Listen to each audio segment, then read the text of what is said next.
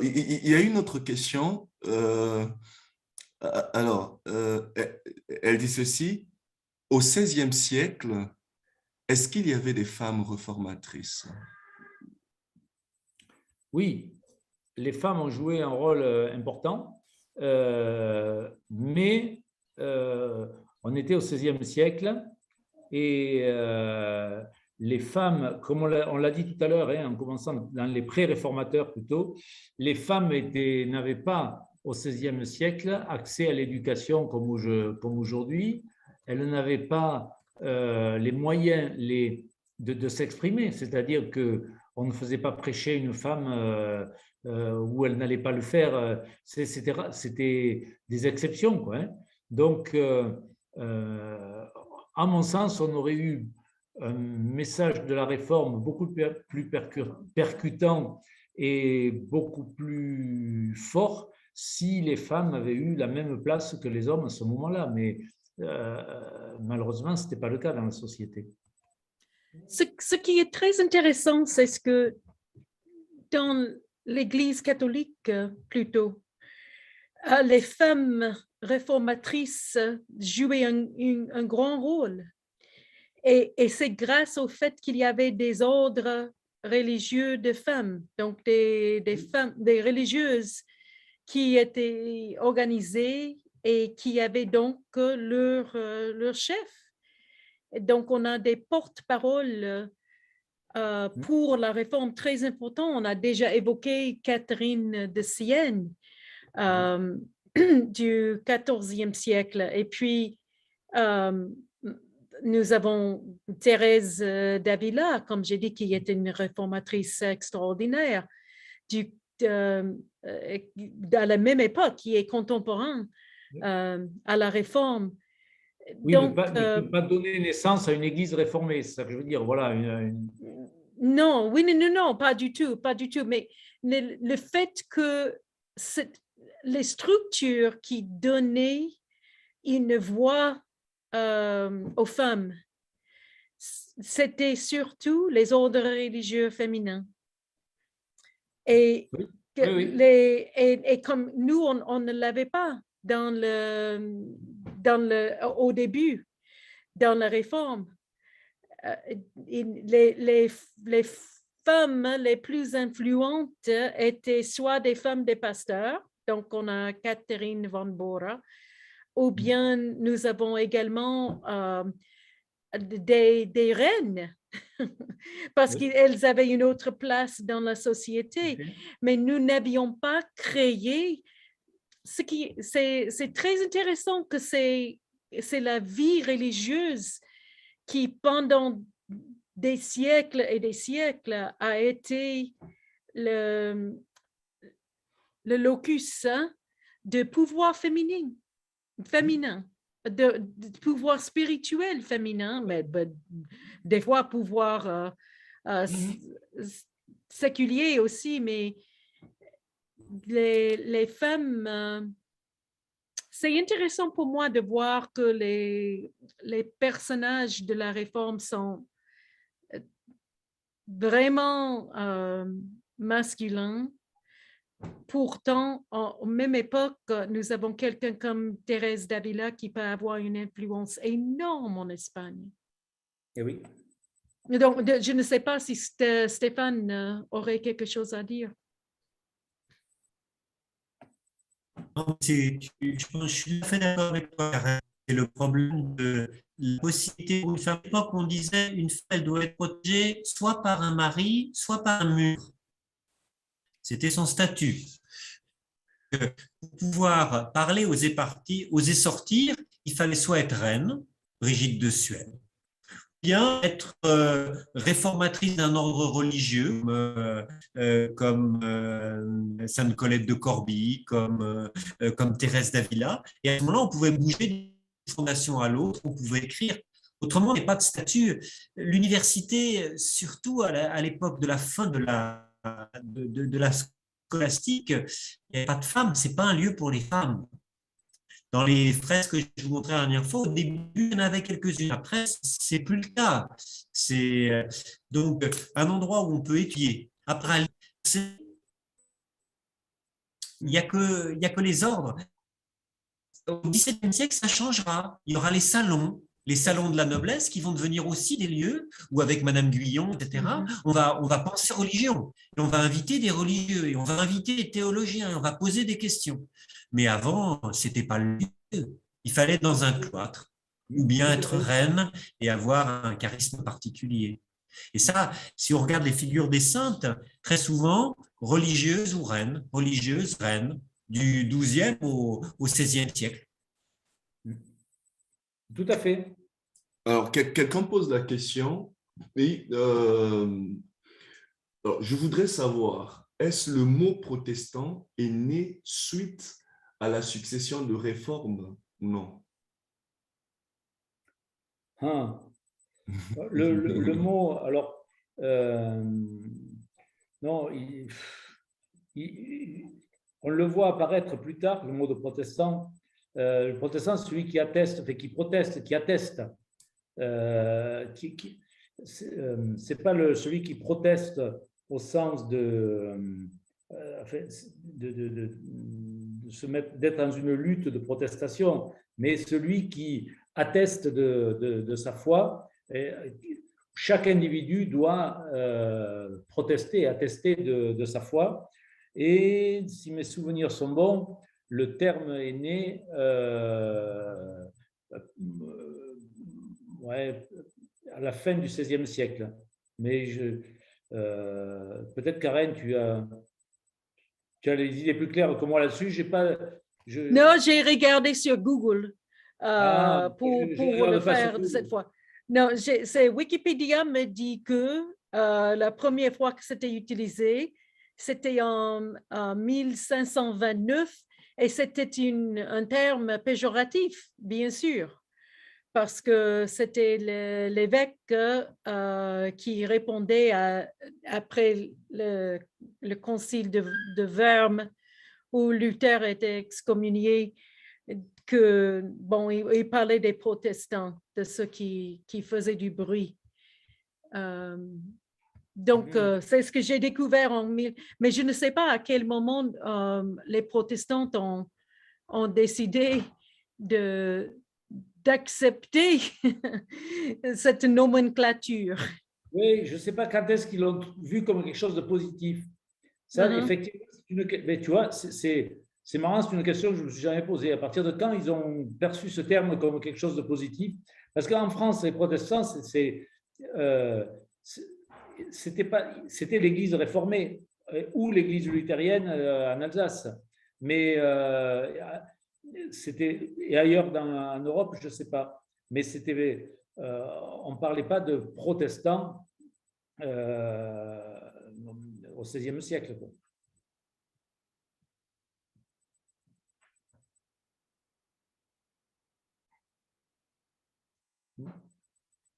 Mais effectivement, c'est une bonne question.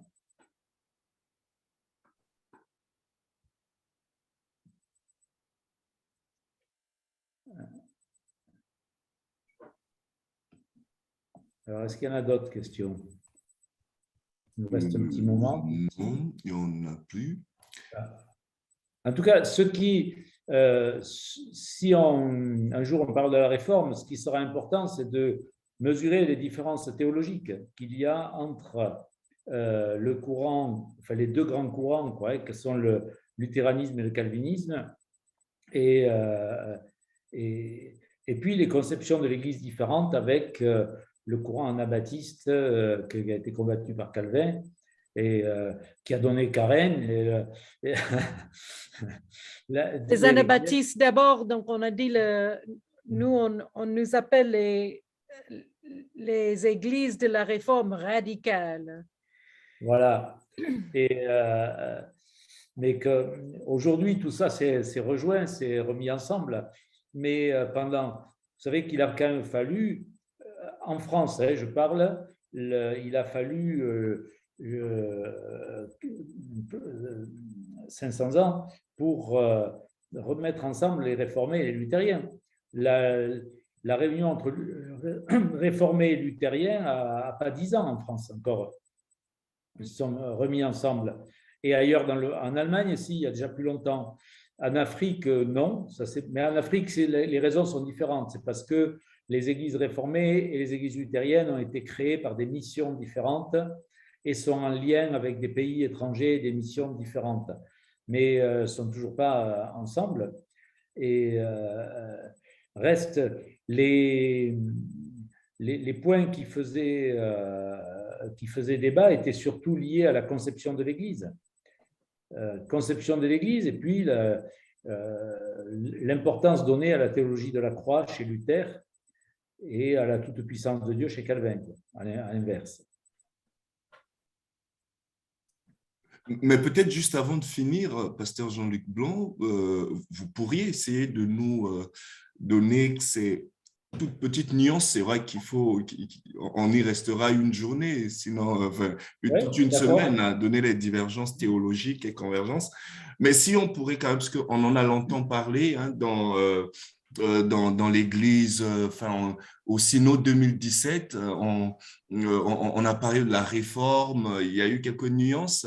Je pense que ça serait peut-être la petite occasion qui nous est donnée de faire une toute petite nuance, oui.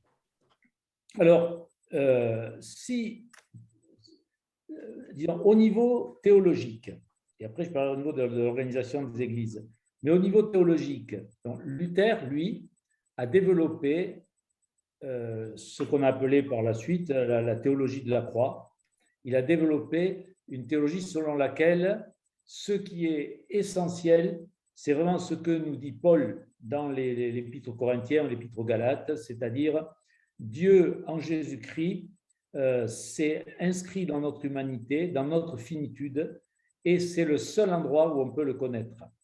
Je ne peux rien savoir de Dieu autre que ce qu'il est venu me révéler dans mon humanité et dans la finitude. Et Luther ira jusqu'à dire, mais hors de Jésus-Christ et de Jésus-Christ crucifié, ou à la crèche, c'est-à-dire là où il est impuissant, je ne sais pas faire la différence entre Dieu et le diable. Autrement dit, savoir si c'est Dieu qui dirige le monde, qui fait, je ne sais pas, qu'il y a une épidémie de Covid ou de la peste à son époque, ou je ne sais trop quoi, j'en sais rien, j'en saurai jamais rien. Je ne sais pas si c'est Dieu ou le diable. Savoir si c'est Dieu qui fait que je sais pas, je réussis mes études et que je suis, je vais reprendre l'argumentation des théologies de la prospérité, que je gagne beaucoup d'argent. Je ne sais pas si ça vient de Dieu ou du diable, dira Luther. J'ai aucun moyen de savoir si ça vient de Dieu ou du diable. Tout ce que je peux savoir de Dieu, c'est ce qu'il me révèle en Jésus-Christ et ce qu'il me dit du Christ. Hors de ça, je ne peux rien savoir. Voilà. Et là, il y a quelque chose d'essentiel parce que Dieu se révèle en Jésus-Christ, justement, dans la finitude, dans la petitesse, dans la faiblesse. Et il reprendra les termes de Paul, je ne veux rien savoir d'autre que Jésus-Christ et Jésus-Christ crucifié de l'Épître aux Corinthiens. Donc, ça, c'est vraiment une conception de la révélation typiquement luthérienne. Calvin, lui, alors il va dire un peu la même chose, mais différemment. Vous allez voir qu'une petite nuance peut avoir de grandes conséquences. Calvin, lui, il va dire Dieu se révèle dans le monde, dans la nature, dans les affaires du monde, dans l'histoire, dans la manière dont il gère le monde par sa providence, mais pas d'une façon suffisante pour notre salut. Alors, il se révèle assez, il y a quelque chose d'un peu vicieux derrière de ce discours, mais il se révèle assez pour pouvoir condamner les hommes et les accuser de ne pas avoir mieux cherché à le connaître, mais pas assez pour qu'ils soient sauvés. Et donc, ils ne peuvent être sauvés que par la connaissance qu'ils en auront en Jésus-Christ. Donc là, il rejoint quelque part un peu Luther, mais pour lui, Dieu se révèle aussi dans la création et dans l'histoire. Alors que pour Luther, non, Dieu se révèle en Jésus-Christ, point. Voilà. Ça, c'est une chose, une différence qui a beaucoup de conséquences, vraiment. parce que cette idée de providence chez Calvin a permis de développer toute une conception de la société qui va être différente de celle de Luther, etc. Ensuite, on a des conceptions de l'Église différentes. Alors ça, qui sont liées aussi à la manière dont ces conceptions de l'Église sont nées. Luther est resté avec une conception de l'Église beaucoup plus catholique, avec des évêques, d'une certaine manière un peu un clergé. Alors que Calvin a eu une structure d'église très populaire, hein, que vous connaissez bien. Et puis, il y avait une divergence qui a mis longtemps à être dépassée concernant la Sainte Seine, l'Eucharistie, justement. Comme Luther était resté quand même beaucoup plus proche du catholicisme, il avait développé une conception de la Sainte Seine où, disait-il, pour lui, il y avait une présence réelle dans les espèces. Les réformés, ils disent qu'il y a une présence réelle de Dieu, du Christ dans la Seine, mais pas dans le pain et dans le vin, c'est dans la communauté, il est en nous. Le pain et le vin sont les signes de sa présence, mais il est présent dans l'Église, dans la communauté. Luther dira, pas tout à fait comme les catholiques, mais pas tout à fait non plus comme les réformés, Dieu est présent quand même dans les espèces, comme la chaleur, dira-t-il, la chaleur est présente dans un fer qu'on fait rougir. Vous savez, la chaleur, ce n'est pas le fer, et pourtant, quand on touche le fer, il brûle. Et donc, le Christ est présent dans les espèces comme la chaleur dans le fer chauffé au feu. Et donc, ça, c'est quelque chose qui a divisé pendant longtemps les églises réformées des églises luthériennes et qui a empêché qu'elles se mettent ensemble et qu'elles se réunissent. Mais maintenant, elles ont trouvé des accords sur ces questions-là. Et il y a un texte important qui a été écrit dans les années 70, qui est la Concorde de Leuenberg. Leuenberg, c'est la ville où ça a été écrit. Et cette concorde est un accord entre, comme l'indique le mot, entre les luthériens et les réformés au niveau mondial, enfin européen au départ, et ça a été, en plus, et après les églises ailleurs dans le monde, ils sont raccrochés, ce qui fait qu'aujourd'hui, les différences entre les deux sont beaucoup moins importantes. Voilà, c'est très court. Merci. J'aimerais m'assurer que nous aurons un moment de donner la parole encore une fois au Père Stéphane aussi et puis demander à Jean-Luc également de réfléchir sur ce que nous avons appris pendant les 4 dernières semaines. Qu'est-ce qui vous touche au cœur de ce que nous avons vécu pendant ces dernières semaines?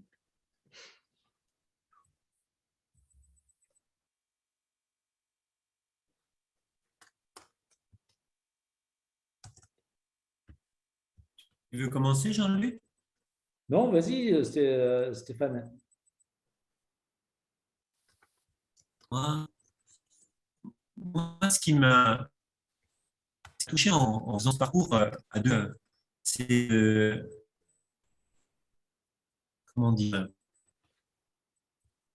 c'est des éléments qu'on connaît, mais de voir comment tout Dieu sert de tout d'une certaine manière, et tout peut devenir une occasion pour creuser, pour aller de l'avant, pour revoir les choses différemment, pour former, pour reprendre l'expression de Jean-Luc. C'est étonnant, des siècles noirs, des moments de refermeture, des moments de retour où il n'y a plus de culture, il n'y a plus rien, on ne trouve plus la parole. Et en même temps, ce travail, cette espèce de constance, de tenue sur le temps. Nous, on sait très bien, on voit nos sociétés qui évoluent très vite et on se dit, mais on tient pas en 10 ans et on a des choses qui, avec le regard du Seigneur, on voit plus loin. Moi, c'est ça qui m'étonne, ce qui m'étonne le plus à l'intérieur. Et je me souviens, c'est dans un autre domaine, euh, en Égypte, d'un monastère fondé par Saint Macaire, donc au IIIe siècle.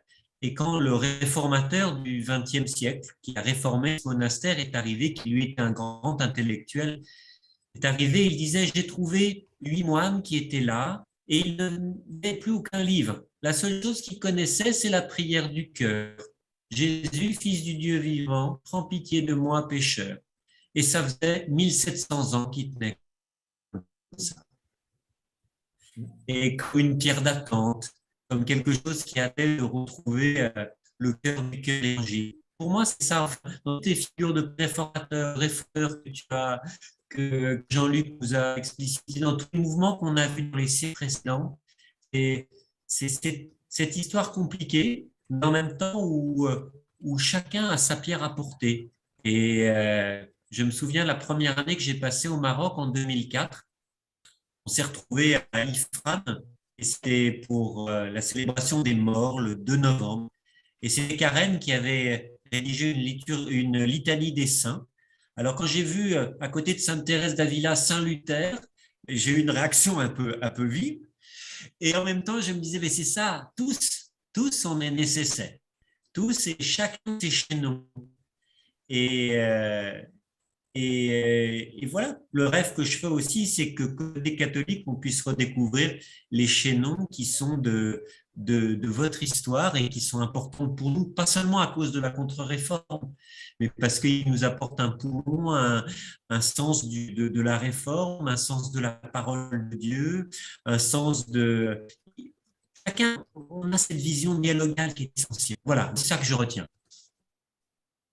Oui, moi, je ne sais pas. Il y a beaucoup de choses qui m'ont intéressé dans ce parcours. J'espère que voilà, que chacun y aura trouvé son compte comme moi.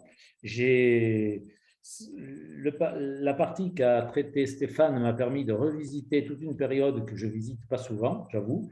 J'ai été passionné de cette période du Moyen-Âge pendant mes études, mais ça fait longtemps. Et tu m'as permis, Stéphane, de revisiter tout ça avec beaucoup de plaisir. Je l'ai dit sur le moment, mais je le redis. Et sinon, pour moi, ce genre d'exercice me paraît, est essentiel pour une église comme celle du Maroc, qui est une église composée de gens qui n'ont pas l'histoire de l'église locale, souvent. Parce que la plupart d'entre nous, alors je vois qu'il y a quand même quelques vieux, là, il y a Karen, je vois qu'il y a Mamangouli, enfin, il y a quelques anciens, là, je vois quelques noms que je connais. Bon, il y a Jurov, bien sûr, mais et encore, ce n'est pas une histoire très longue, parce que vos grands-parents n'étaient pas dans cette église, et vos arrière-grands-parents encore moins. Il n'y a personne qui avait ses grands-parents dans cette église. On est une église comme ça, posée, un peu posée dans l'histoire, bon, comme s'il n'y avait pas d'antériorité. Et c'est vraiment important pour cette église de prendre conscience qu'elle est aussi un chaînon dans l'histoire. Qu'avant elle, il y en avait d'autres, et qu'elle est héritière de tout un courant, de tout un mouvement. Et il me semble que ça lui donne une force pour aujourd'hui qu'elle n'aurait pas sans cela.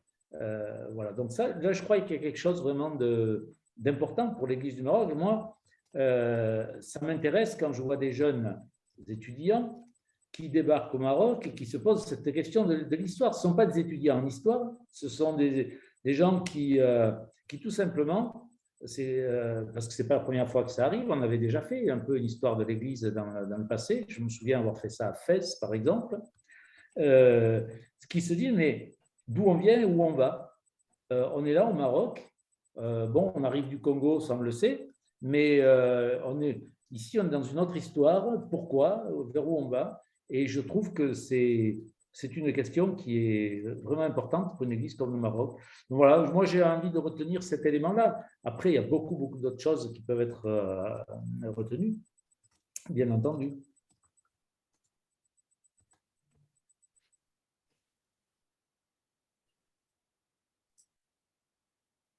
Voilà. Alors, mais nous Et nous sommes voilà arrivés à présents. 22 heures avec ça. Ouais, quel bonheur, hein. Comme on le dit, c'est un vrai plaisir. Il est 21h, enfin 21h59. Mais Pasteur Karen, vous auriez quelque chose avant qu'on ne Oui, dise la conclusion? c'est à moi l'honneur de vous remercier, vous deux, de ce parcours tellement riche qui nous rappelle que ce sont nos pères et nos mères, nos ancêtres dans la foi, que c'est notre Église qui a vécu ces siècles et que nous sommes toujours l'issue de leur lutte et de leur fidélité à la recherche de vivre l'Évangile. Donc, j'espère que pour vous, vous avez pu constater combien c'était important pour nous de vous écouter, de l'apprendre. Et nous resterons reconnaissants. Nous espérons également d'avoir d'autres occasions d'apprendre encore une fois de vous deux et d'autres personnes également. Et j'espère que nous pouvons encourager les paroissiens de nos églises de participer dans de tels cours de formation, parce que ça fait tellement du bien d'être ensemble pour traiter ces questions et pour ouvrir nos intelligences et nos cœurs. Donc, merci de tout cœur. Merci à vous. Merci beaucoup, merci.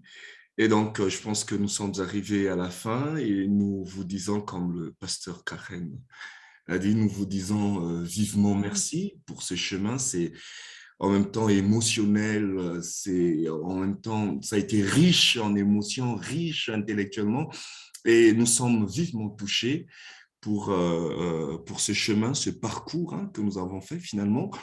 Un parcours qui a commencé au 1er siècle. Nous sommes partis des apôtres pour finir finalement au 16e siècle. Donc, nous avons fait un chemin et nous bénissons le Seigneur pour cela, pour votre disposition de cœur, mais surtout votre disponibilité. Père Stéphane, pasteur Jean-Luc Blanc, pasteur Karen qui était là chaque fois pour...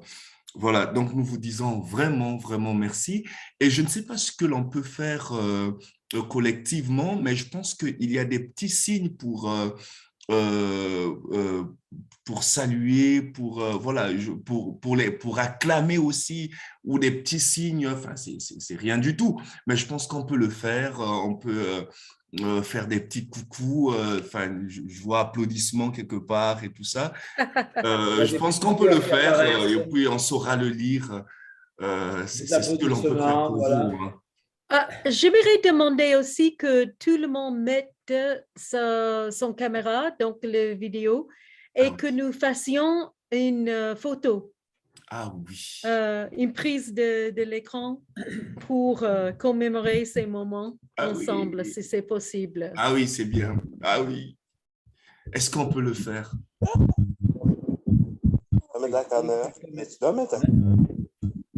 Alors, Pasteur Karen, vous prenez la photo ou oui, je peux le faire. Mon téléphone n'est pas aussi... Une fois que nous avons des têtes. Alors... oui, on voit des gens connus. Jean-Marie. Tout à fait. Pourriez-vous et Sabine. Oui, Sabine, je l'avais vu, je l'ai vu chaque fois, elle. Jean-Marie, je ne l'avais pas vu. Si, mais il était là quand même. Et Oui, mais je Maggie, vois son nom, mais Maggie je est ne là, le oui. voyais pas lui. Mais, Mhm. Donc, c'est sur affichage galerie, vous verrez toutes les, enfin, les petits cadres. Oui, on a toujours Sydney, Pamela, Elisabeth, Rivière et Radia. il y en a qui n'ont toujours pas mis la Minande. Mettez, s'il vous plaît, Et je vos prends aussi vidéos. avec mon téléphone. Voilà, Elisabeth, Bonsoir. merci. Je n'ai pas de vidéo sur mon ordinateur, j'ai un petit problème. Bonsoir, Oh pasteur. non, aucun problème. Donc, on fera avec le nom uniquement. Josué, tu as demandé quelque chose? Ah bon, on a 2 pages. Mais On a bon, 3 je vais pages. prendre Moi, j'ai le... 3 pages. Ah oui, OK. Bon, moi, je vais prendre le premier. Donc, tout le monde souriez. Souriez. Ah ben, moi, je ne saurais pas, je vais sourire. Voilà, je vais faire une autre. Donc, 1, 2, 3. Bravo. Très bien. Je Donc, comme ça, préférerais qu'on nous soit, aurons en live, mais bon, tant pis. Hein. J'en ai marre de ces réunions Tant devant pis, mon bon. ordinateur. Tout à fait. Ouais, je pense qu'il y aura une occasion hein, pour, voilà, Et en présentiel. j'espère venir au Maroc bientôt, hein, mais il faut que vous réouvriez votre frontière. Hein. Je peux pas Oui, c'est venir. ouvert à partir du 7 février. Oui, oui, oui. Mais ça n'est pas Bon, encore, ça va hein. se faire bientôt. Hein. Oui. Oui. Non, mais on va venir là bientôt. Par la grâce de Dieu. Je pense que ce n'est pas la dernière occasion. Et puis, vous aviez commencé avec les nuances entre Luther et puis Calvin. Je pense que nous aurons le plaisir de vous avoir. Et Père Stéphane, nous vous avons à Meknes, donc de temps en temps, nous allons recourir à vous. Aïe, aïe, aïe.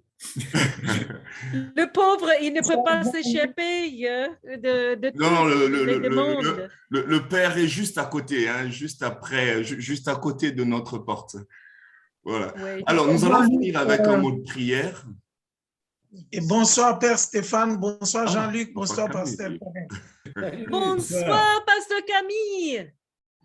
Pasteur Camille et Maman Maggie. Hein. Voilà. Je suis étudiant derrière l'étudiante. Ah, La voilà. meilleure. Est-ce que Pasteur Jean-Marie, vous pourriez prier pour nous?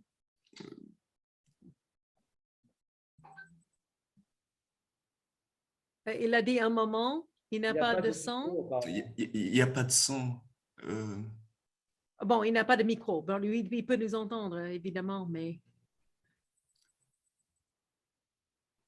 Oui, je vais prier par le portable de Maman Blanche. Ah oui. OK. Voilà. Ok. Bien, bonsoir à nous tous. Bonsoir au pasteur Jean-Luc. Bonsoir au Père Stéphane. Encore une fois, nous sommes vraiment heureux de vous écouter toutes ces semaines. Vraiment, ça nous édifie, ça nous ouvre un boulevard sur la vie de l'Église. Oh, on a perdu le son. Le sang est parti. Pasteur Jean-Marie, on ne t'entend plus.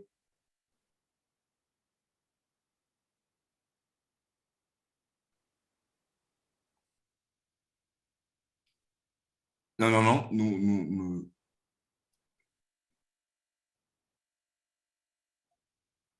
Donc, s'il prie, peut-être que Dieu l'entend quand même. Ça ne marche pas.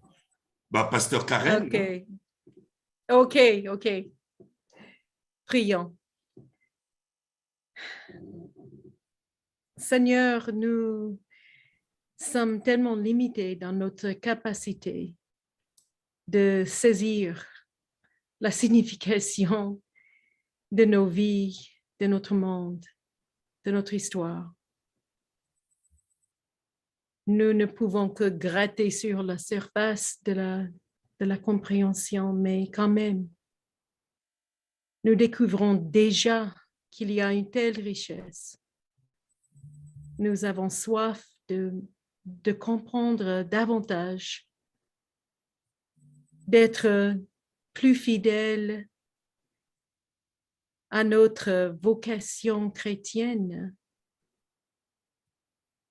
de suivre Jésus en comprenant qui est notre Sauveur et comment nos ancêtres dans la foi ont fidèlement essayé de témoigner à son amour, à leur expérience de la foi.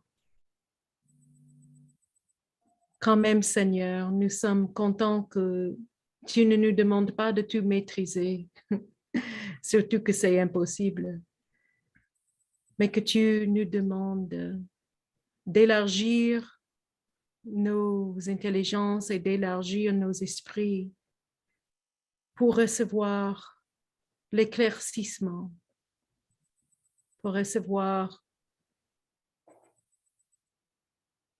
ce qui nous permettra d'être à l'écoute de ton esprit dans notre monde actuellement. Seigneur, permets à ce que nous apprécions davantage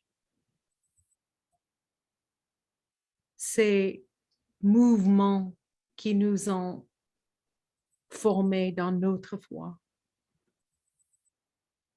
Et permets à ce que nous soyons pleins de générosité et de grâce envers d'autres. Nos frères et sœurs qui partagent cette même histoire, mais qui sont des branches différentes des nôtres, de cet arbre qui est l'arbre de la foi, l'arbre de la vie. Nous revenons toujours, Seigneur, à la racine de notre foi, à l'arbre planté sur la croisée des routes, au Seigneur Jésus, crucifié et ressuscité, pour que nous ayons la vie. Merci Seigneur de ce don incompréhensible mais vrai. Nous prions au nom du Seigneur Jésus. Amen. Amen. Merci beaucoup, Pasteur Karen. Merci à tout le monde. Je rappelle que le lundi prochain, vous êtes tous invités. Nous aurons donc 1 Corinthiens 14. Nous aurons à discuter sur 1 Corinthiens 14. Vous savez, les prophéties, langue, interprétation et tout ça avec Madeleine Viguer. Madeleine Viguer qui est maître de conférences en philologie et spécialiste des langues antiques. Elle est professeure à l'Université de Strasbourg. Donc, nous aurons le plaisir de l'accueillir parmi nous pour cette étude biblique qui sera effectivement ouverte à tout le monde. Voilà, merci beaucoup. Et encore merci, Père Stéphane. Merci, Pasteur Jean-Luc Blanc. Merci. Allez! Salama! Salama. Au revoir. Merci encore. À bientôt. Au revoir. Au revoir. Allez, au revoir. Au revoir.